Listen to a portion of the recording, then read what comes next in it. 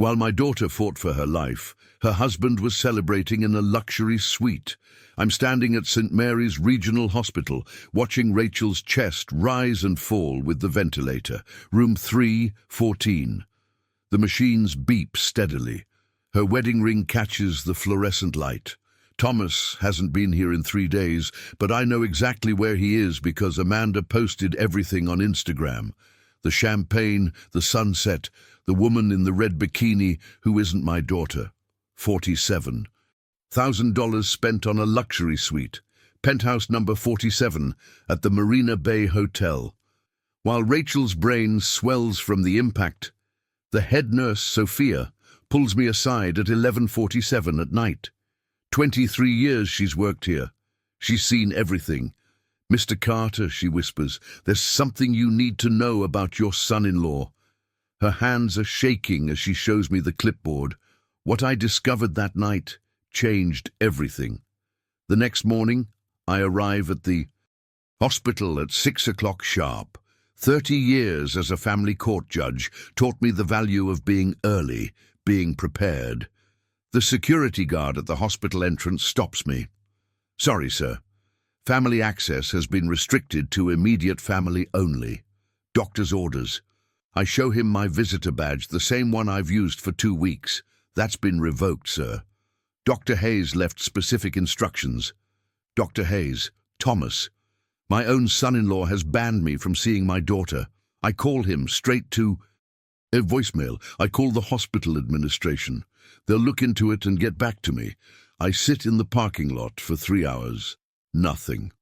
At 2:30 in the afternoon, Sophia Martinez finds me in the cafeteria. She's off duty, still wearing her scrubs. Her badge says 23 years of service. "Judge Carter, I could lose my job for this." She slides a manila folder across the table.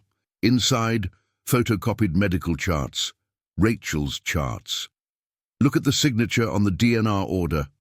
Do not resuscitate." I read it twice. The handwriting doesn't match Thomas's usual scrawl. Too neat, too careful. "This was filed yesterday at 3:17 in the afternoon," Sophia says, right after Dr. Hayes got back from his weekend trip. I study the timestamp. Thomas was still at the luxury suite when this was supposedly signed. I saw Amanda's Instagram story. They didn't check out until 4:30 in the afternoon. "There's more," Sophia whispers. "The attending physician, Dr. Patterson, never signed off on this. Hospital policy requires 2 signatures for DNR orders. This only has 1. Forged documents. In 30 years on the bench, I've seen plenty."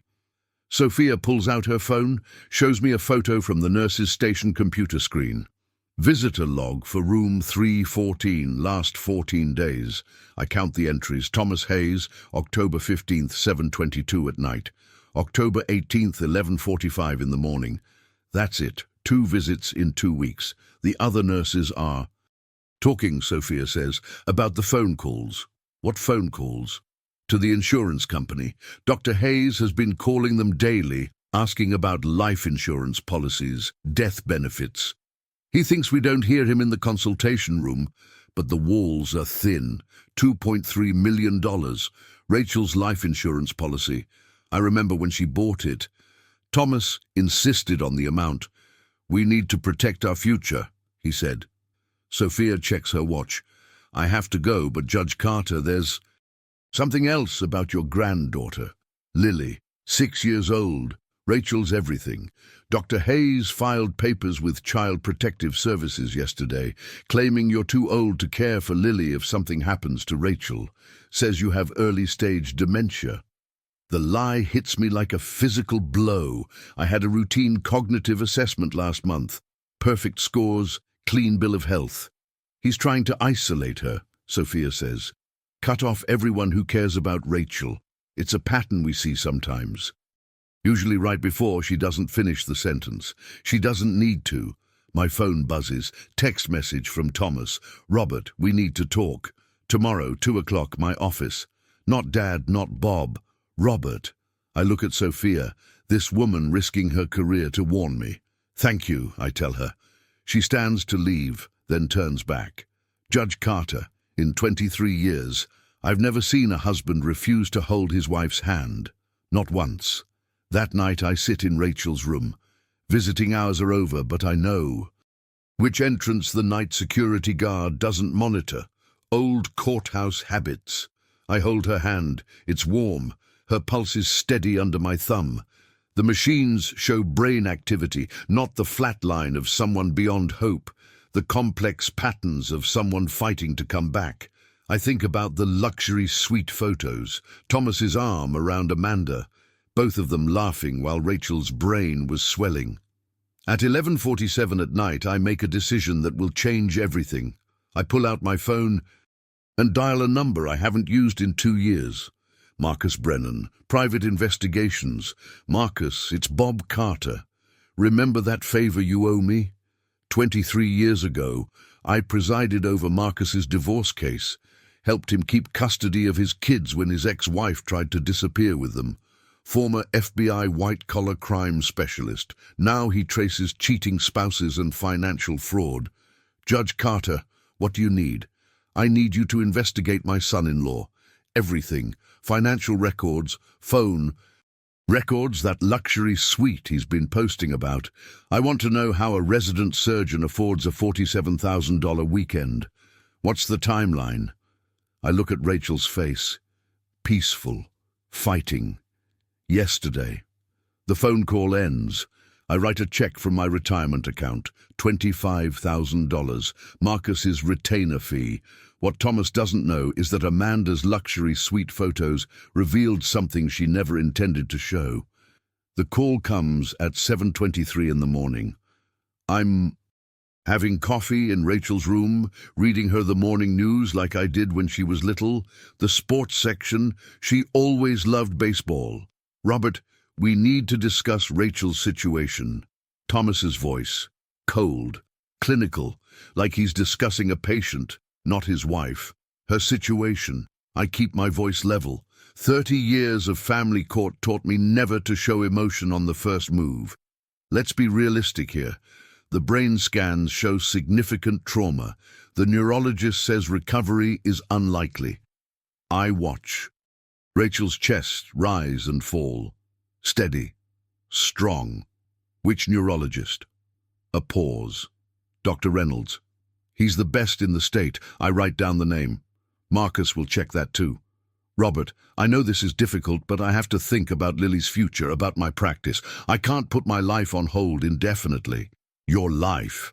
I repeat the words slowly. Yes. Rachel would want me to move on, to find happiness. I think about Amanda in the red bikini, about the champagne photos posted while Rachel was having emergency brain surgery. Thomas, are you familiar with New York's community property laws? Another pause, longer this time. I don't see why that's relevant.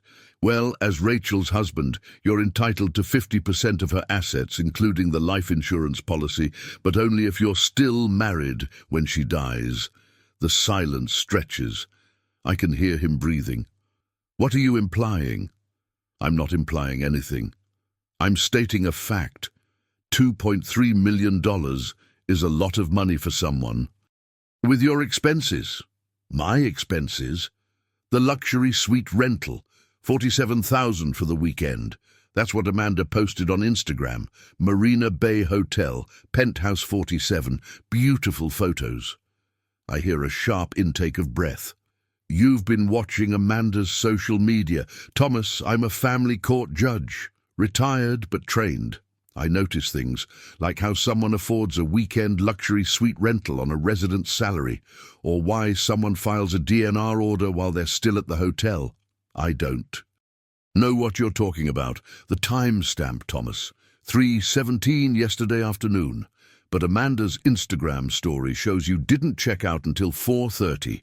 Basic mathematics. The mask is starting to slip. Good. Look, Robert, I understand you're upset, but Rachel is brain dead. The machines are keeping her alive, but she's not coming back. Dr. Reynolds confirmed it. Interesting, because I called Dr. Reynolds this morning. He says he's never examined Rachel, never even heard of her. Silence. You must have misunderstood, Thomas. I let his name hang in the air. I spent 30 years listening to liars in my courtroom. You're not very good at it. What do you want? There it is. The real question. I want you to stop filing false DNR orders. I want you to stop lying to insurance companies. And I want you to visit your wife. Or what? I smile. He can't see it, but I know he can hear it in my voice. Or I'll make sure everyone knows what kind of husband you really are. Are you threatening me? I'm informing you. There's a difference. A long pause. When he speaks again, his voice has changed. Lower, meaner. Listen carefully, old man. I'm a Harvard-trained surgeon. You're a washed-up small-town judge who can barely remember what day it is.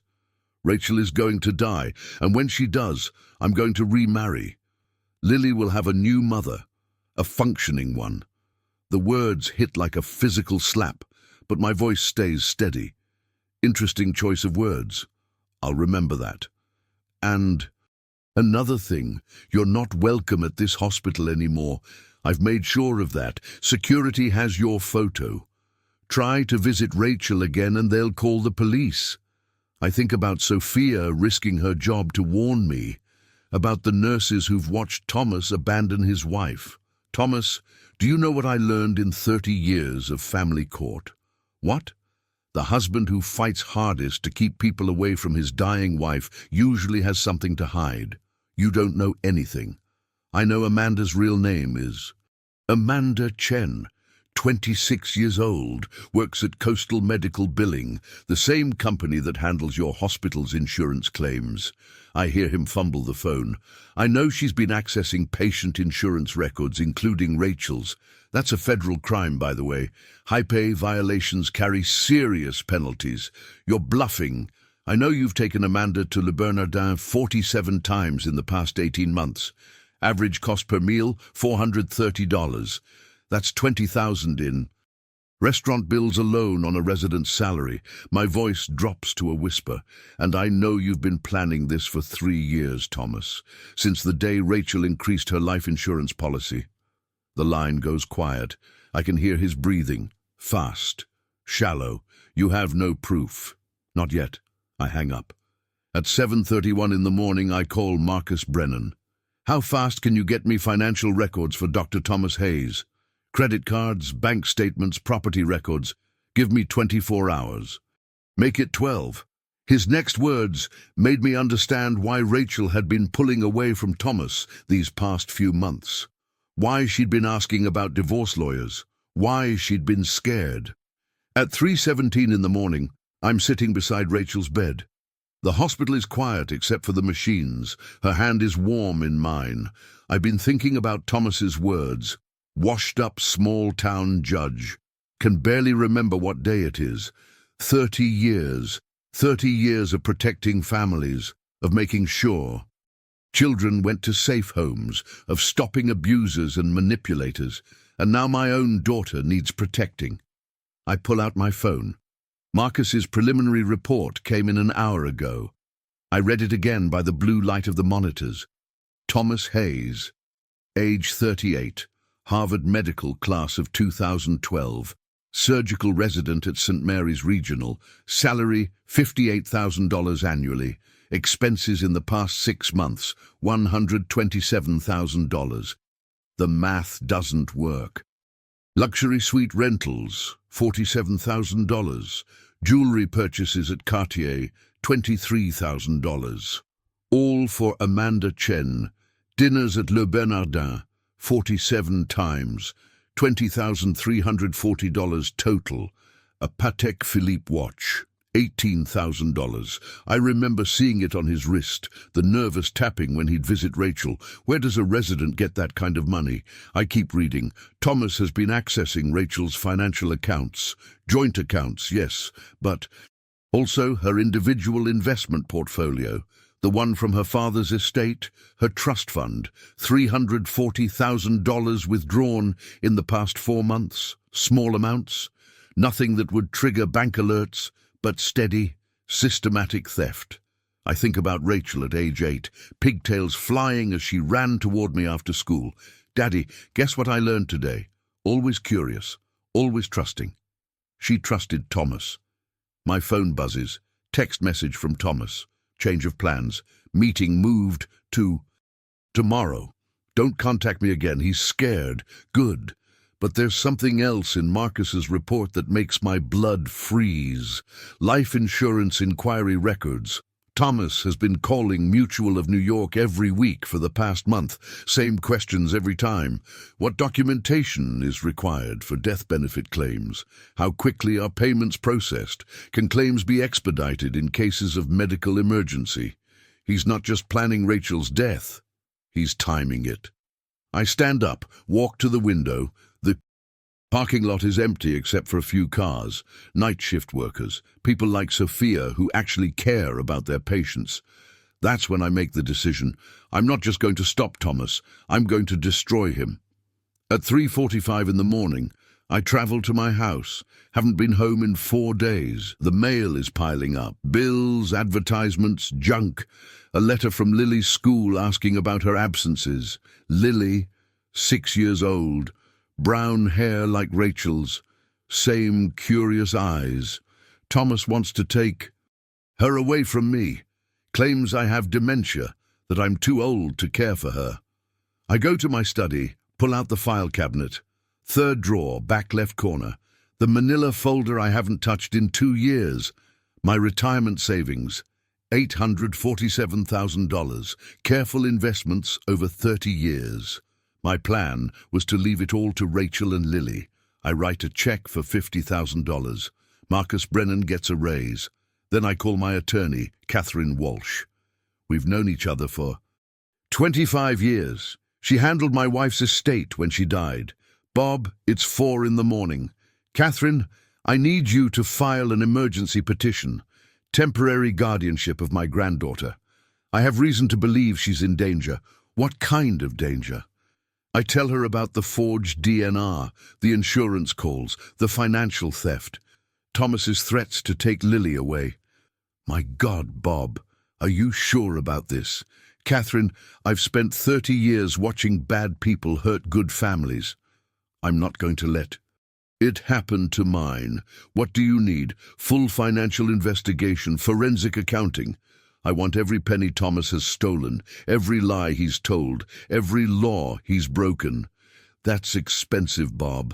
I think about Rachel's trust fund, the money Thomas has been stealing to buy jewelry for his mistress. Money isn't the issue. At 6 o'clock in the morning, I'm back at the hospital. I know which entrance security doesn't monitor. Old habits from my courthouse days.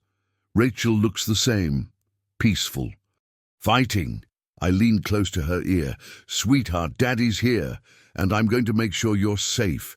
Lily, too. Her heart rate increases slightly on the monitor just for a moment. She can hear me. At 6:15 in the morning, my phone rings. Catherine Walsh.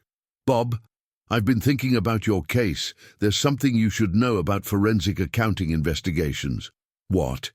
They don't just find stolen money. They find everything, every hidden account, every false document, every federal. And crime. I smiled for the first time in weeks. How soon can we start? What Amanda didn't know about her luxury suite photos would destroy them both. Dr. Kim arrives at 8:30 in the morning, sharp. Forensic accountant, 22 years with the FBI's Financial Crimes Unit before going private. Catherine recommended her. Judge Carter, I've reviewed the preliminary materials your investigator provided. We're sitting in my study, coffee growing cold. Rachel's high school graduation photo. Smiles at us from the mantel. What's your assessment, Dr. Kim? Your son-in-law is either incredibly stupid or incredibly arrogant. Possibly both. She opens her laptop. Spreadsheets fill the screen. Numbers I recognize from Rachel's bank statements. He's been systematic. Small withdrawals from the joint account. Nothing over $10,000 to avoid federal reporting requirements. But he made a crucial mistake. Which is? He used his hospital ID to access the transfers. Every transaction has a digital fingerprint. Timestamps, IP addresses, location data. She clicks to another screen. October 8th, 2:47 in the afternoon. Withdrew $8,500 from Rachel's trust fund. The hospital system shows he was in surgery at that exact time. Appendectomy on a 12-year-old patient. Impossible to be in two places at once. More importantly, the withdrawals correlate perfectly with his expenses. October 9th, he spent $8,200 at Cartier. Bought Amanda Chen a diamond tennis bracelet. Dr. Kim shows me the receipt. Rachel's money-buying jewelry for Thomas's mistress while Rachel lay unconscious in the hospital. How much total? $340,000 over 4 months. But that's just what I found in 3 hours of searching. My phone rings. Marcus Brennan. Judge, you need to hear this. I've been monitoring Thomas's communications. That's legal, right? He's been calling Amanda on the hospital's landline. Public. Record. And Judge, the conversations are being automatically recorded. Hospital policy for quality assurance. I put the call on speaker. What did you find? October 15th, 9:22 at night. Thomas to Amanda. Don't worry about the old man. Rachel will be gone soon, and then we'll have everything. The words hit like ice water. There's more. October 18th, 11:47 in the morning. The insurance company says they need a death certificate within 48 hours for expedited processing. I can arrange that. Dr. Kim stops typing, looks up at me. Judge Carter, that's conspiracy to commit insurance fraud, federal crime, 20 years minimum. I think about Thomas's confident voice on the phone yesterday. I'm a Harvard-trained surgeon. You're a washed-up small-town judge. Marcus, what else? Hospital security footage. Thomas hasn't just been avoiding Rachel's room. He's been actively steering other doctors away, telling them she's too far gone for consultation, preventing second opinions, medical negligence, another federal crime. And Judge, remember those Instagram photos Amanda posted from the luxury suite? What about them? GPS metadata. They weren't just partying while Rachel was dying. They were celebrating. Marcus sends me the photo files. I open them on Dr. Kim's laptop. October 15th, 4:23 in the afternoon. Thomas and Amanda at the luxury suite. Champagne glasses raised. Amanda's caption, "To new beginnings." The timestamp shows this was posted exactly 37 minutes after Rachel's emergency brain surgery began.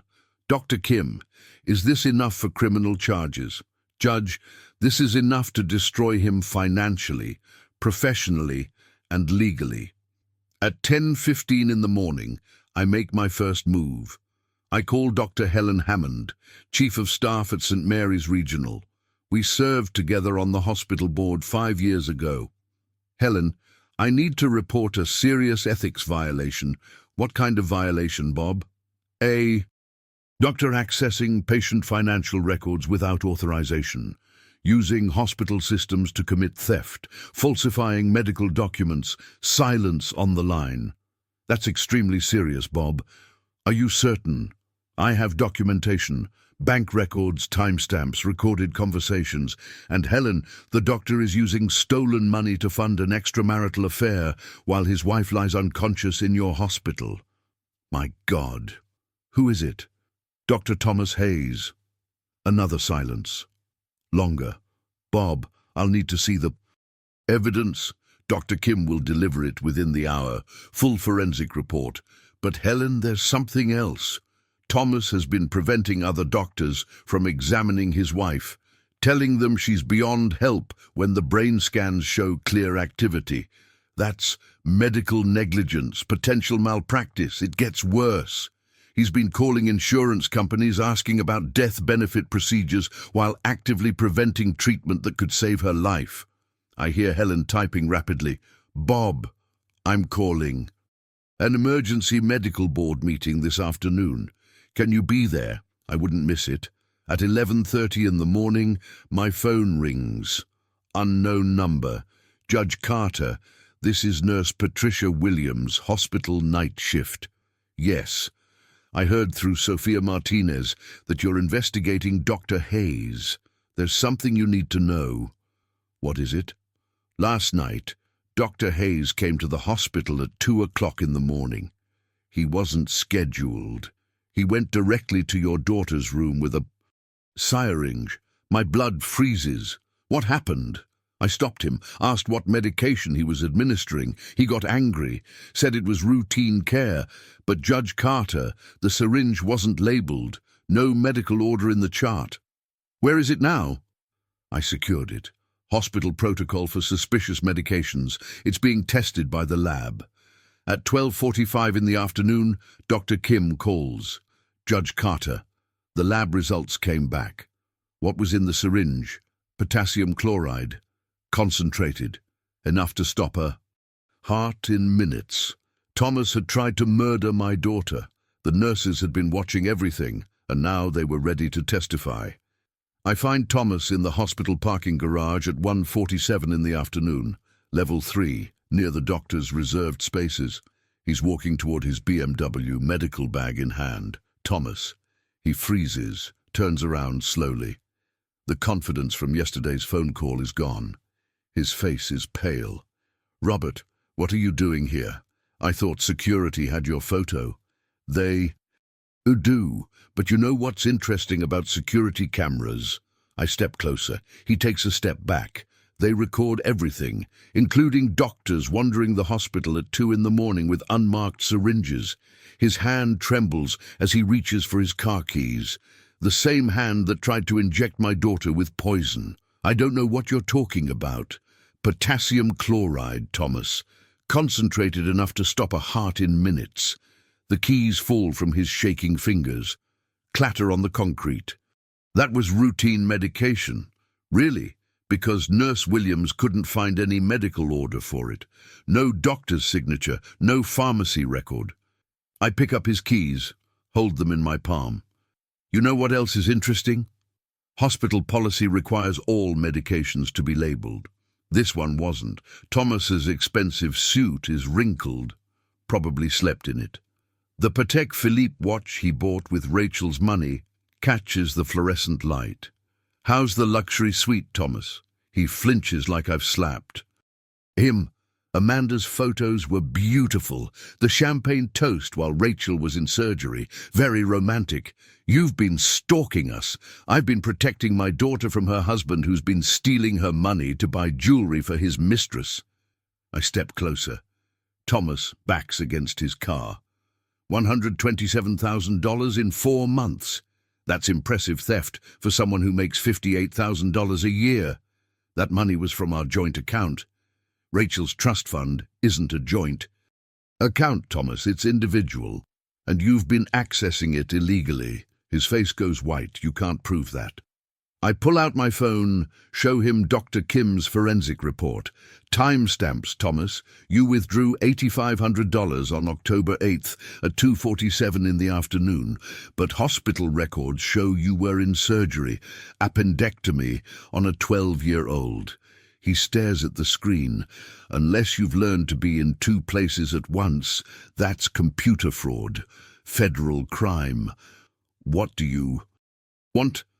The same question from yesterday's phone call, but now his voice is different, smaller. I want you to confess. To what? Attempted murder, insurance fraud, theft, medical negligence. Take your pick. Thomas looks around the parking garage. Empty except for us. No witnesses to his humiliation. You're insane. Am I? Because Dr. Hammond called an emergency medical board meeting for 3 o'clock today. They want to discuss your extracurricular activities. His hands are shaking so hard he can't hold his coffee cup steady. They can't do that without evidence. Evidence, Thomas. I have bank records showing you stole $340,000, recorded phone calls where you discussed killing Rachel for insurance money, hospital footage of you trying to inject her with poison. I hand him his car keys. But here's what really interests me. Amanda's Instagram account has been deleted. Her apartment lease was terminated yesterday, and she called in sick to work this morning. Thomas's mouth opens, closes. No sound comes out. Funny thing about accomplices, Thomas. When things get hot, they run. Amanda wouldn't. She loves me. She loves your money. Rachel's money. But now that the FBI is involved, she's probably somewhere with no extradition treaty. I turn to walk away, then pause. Oh, and Thomas, Lily won't be needing a new stepmother, because you won't be around to provide one. His coffee cup falls to the concrete, shatters. Channel 7's health reporter had questions Thomas couldn't answer. The news breaks at 6 in the evening. Channel 7's investigative team.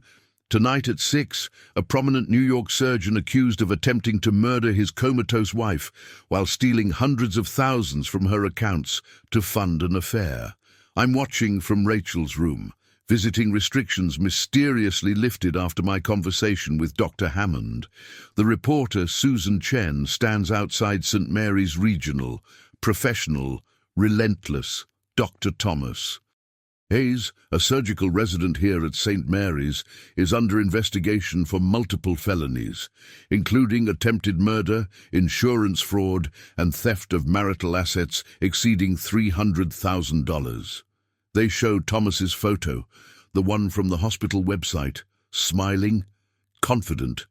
Sources tell Channel 7 that Dr. Hayes was caught on security cameras attempting to inject his comatose wife with a lethal dose of potassium chloride while she recovered from a traumatic brain injury. My phone buzzes, text message from an unknown number. Judge Carter, this is Amanda. We need to talk. I show the text to Marcus Brennan. He's been sitting with me since 4 o'clock in the afternoon, waiting for Thomas's response to the media coverage. She's scared, Marcus says, probably trying to cut a deal. Should I respond? Not yet. Let's see what Thomas does first. On screen, Susan Chen continues her report. Hospital records show Dr. Hayes visited his wife only twice in 3 weeks, while spending lavishly on his girlfriend, including a $47,000 luxury suite rental posted on social media during his wife's emergency brain surgery. They show the Instagram photos, Thomas and Amanda with champagne glasses. The timestamp, October 15th, 4:23 in the afternoon. Rachel Carter Hayes was fighting for her life while her husband celebrated with another woman. The camera cuts to an interview. Dr. Helen Hammond, Chief of Staff. We take these allegations extremely seriously. Dr. Hayes has been suspended pending a full investigation. Patient safety is our highest priority. My phone rings. Thomas, you did this. His voice is different, desperate, angry. Did what, Thomas? Called the media. Destroyed my reputation, my career. I watch Rachel's peaceful face, the steady rise and fall of her chest. I didn't call anyone, Thomas.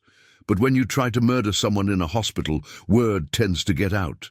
I wasn't trying to murder her. That was medication. Potassium chloride isn't medication, Thomas. It's what they use in lethal injections. Silence on the line. The reporters are calling me, asking about the money, about Amanda. Where is Amanda, by the way? She's staying with friends. Really?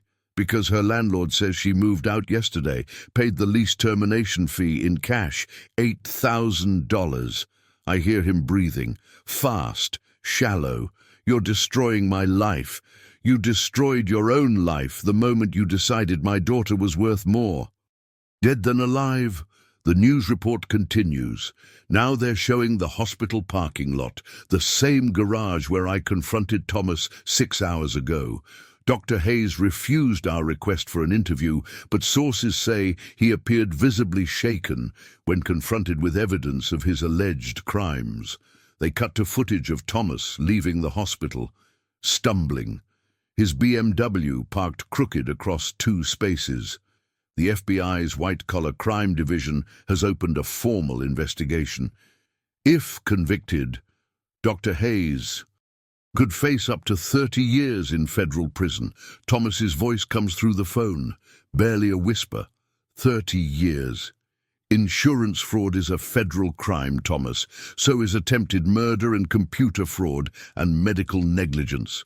I need a lawyer. You need several lawyers. Different specialties. Criminal defense, medical malpractice, federal crimes. That's going to be expensive. I don't have money for lawyers. You have $127,000 worth of jewelry. Of course, you'd have to get it back from Amanda first. Another silence. She's not answering her phone.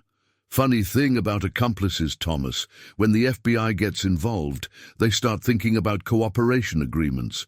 The news report ends with a number for tips. If you have information about this case, please call our investigative hotline. My phone immediately starts buzzing. Unknown numbers. Reporters wanting quotes. I turn it off. At 7:30 in the evening, Marcus shows me Amanda's new Instagram account. Different name. .chen.travels, posted from JFK Airport 2 hours ago. Flight to Vancouver, Marcus says, then probably somewhere without extradition treaties. I look at the photo. Amanda in first class, champagne glass raised, the same pose from the luxury suite, but this time she's alone. The caption, new chapter. Thomas's partner in crime had abandoned ship. His life was unraveling exactly as planned. The forensic accountant's final report arrives at 9 o'clock in the morning. 147 pages. Every transaction, every lie, every crime. Dr. Kim sits across from me in Catherine Walsh's conference room, 3 boxes of evidence on the table between us. Judge Carter, in 22 years of financial investigations, I've rarely seen fraud this systematic. She opens the first box. Bank statements, credit card records, hospital access logs. Thomas Hayes didn't just steal money. He created an entire false identity to cover his tracks. What do you mean? He opened accounts under variations of his name, T. Hayes, Thomas H. Hayes, Dr. T. Hayes, each one linked to different aspects of the theft. She shows me the paper trail, Rachel's trust fund money flowing through multiple accounts before ending up in Thomas's hands. October 3rd, $12,000 withdrawn from Rachel's trust. October 4th, $12,000 deposited into the T. Hayes account. October 5th, $11,800 spent at Tiffany and Company, a diamond necklace for Amanda, paid for with Rachel's inheritance from her grandfather. The sophistication suggests this wasn't impulsive. He's been planning this for years. Dr. Kim opens the second box. Insurance documents. Life insurance policy taken out 18 months ago, $2.3 million. But here's what's interesting. The medical exam required for such a large policy. She hands me the file. The examining physician was Dr. Marcus Webb, retired cardiologist. Lives in Phoenix now, and I called him yesterday. He has no record of examining Rachel Hayes, never heard of her. Another forged document, but the insurance company has the exam results on file. Perfect health, no risk factors. Signed by Dr. Webb. I study the signature, different handwriting than Thomas's usual style, but similar to the forged DNR order. He's been practicing forgery. It gets better. The insurance policy has a double indemnity clause. Accidental death pays $4.6 million. Rachel's car accident, the one that put her in the hospital. Dr. Kim, was Rachel's accident really an accident? She opens the third box. Police reports. Accident reconstruction photos. I requested the traffic incident report. Rachel's brakes failed completely. No mechanical problems with the car, but the brake line showed signs of tampering. The photos show Rachel's Honda Civic wrapped around a tree. The brake line cut clean through. Someone sabotaged her car. The police didn't investigate further because it appeared to be mechanical failure. But a forensic mechanic I hired says the cut was made with surgical tools. Thomas had tried to kill Rachel twice. First the car, then the poison. My phone rings. Marcus Brennan. Judge, I've been monitoring Thomas's communications. He just made a very interesting phone call. To whom? His malpractice insurance company, asking about coverage for criminal defense. Even now, Thomas was thinking about protecting himself. There's more. I traced his recent financial activity. He's been liquidating assets, sold his car yesterday, withdrew his entire 401k, cleaned out the joint checking account. He's running. Looks like it. But Judge, there's something else. Remember that syringe from the hospital, the one with potassium chloride? What about it? Lab found fingerprints. Thomas's, but also trace amounts of insulin. Dr. Kim looks up from the evidence files. Insulin mixed with potassium chloride would mask the cause of death. Look like diabetic shock instead of poisoning. How long would Rachel have survived? Minutes, maybe less. I think about Nurse Williams stopping Thomas in the hospital, if she hadn't intervened. Dr. Kim, what's our total evidence count? She consults her laptop. Financial crimes, 47 separate incidents of theft totaling $340,000. Insurance fraud, 8 forged documents. Attempted murder, 2 documented attempts. Medical negligence, 15 instances. Of patient abandonment. She closes the laptop. Judge Carter, this case is bulletproof. Even if half the evidence were thrown out, there's enough to convict on multiple felonies. At 11:30 in the morning, FBI Special Agent Maria Rodriguez calls. Judge Carter, we've issued federal warrants for Thomas Hayes and Amanda Chen. Bank fraud, wire fraud, conspiracy to commit murder. Have you found them? Amanda Chen was arrested at Vancouver International Airport, attempting to board a flight to Dubai. She's being extradited. And Thomas, still at large. But Judge Carter, we found something in Amanda's luggage that might interest you. What? A laptop computer with detailed records of the insurance fraud scheme. Email conversations planning your daughter's murder. And Judge Carter, yes, time-stamped photographs of them celebrating what they called the successful accident the night Rachel was injured. They had documented their own crimes. The forensic accountant's discovery made even me gasp. The courtroom is packed, standing room only. I haven't seen this much public interest since the Peterson murder trial in 2018. Department 12, Manhattan County Family Court. The same courtroom where I presided for 15 years. Now I'm sitting at the petitioner's table, fighting for my granddaughter's future. Judge Rebecca Martinez presides. Sharp, fair. I trained her when she was a junior prosecutor. Thomas sits across the aisle with his attorney, Marcus Klein. Expensive suit, but Klein looks nervous. He's been handed an impossible case. The gallery buzzes with whispers, hospital staff, reporters, FBI agents in the back row. Lily sits beside me, 6 years old, brown hair in pigtails, just like Rachel at her age. Is Mommy going to be okay, Grandpa? Yes, sweetheart. Mommy's going to be fine. Judge Martinez calls the session to order. This is an emergency custody hearing in the matter of Hayes versus Carter. Petitioner seeks temporary guardianship of minor child Lily Hayes. Klein stands first. Your Honor, Dr. Thomas Hayes is the child's natural father and primary custodian. Mr. Carter's petition is based on unsubstantiated allegations. Objection. Catherine Walsh rises. The allegations are substantiated by federal criminal charges, Your Honor. Sustained. Mr. Klein, please stick to custody issues for now. Klein shuffles his papers. He knows he's fighting a losing battle. Your Honor, Dr. Hayes is a respected surgeon with no prior criminal history. Mr. Carter is 62 years old and lacks the energy to care for a young child. Judge Martinez looks at me. Slight smile. Mr. Klein, are you familiar with Judge Carter's professional record? Yes, Your Honor. 30 years on the same bench. Presided over thousands of family cases, never reversed on appeal. I think his qualifications speak for themselves. Catherine stands. Your Honor, we'd like to call our first witness, Nurse Sophia Martinez. Sophia walks to the witness. Stand. 23 years of service badge gleaming on her uniform. She's risked her career to be here.